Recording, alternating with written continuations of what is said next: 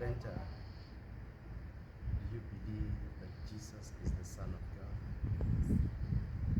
Do you believe that Jesus is our Savior?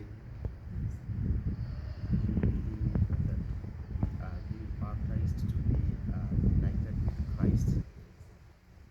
So, by your confession, I baptize you in the name of the Father, of the Son, and of the Holy Spirit. Amen. Amen. Amen. And now, let's pray.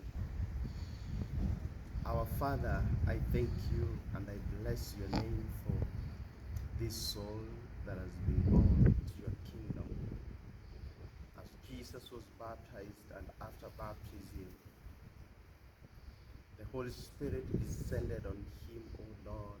Father, may you release your Holy Spirit upon your daughter, that she may walk with you, O God, that she may serve you the rest of her life, O God.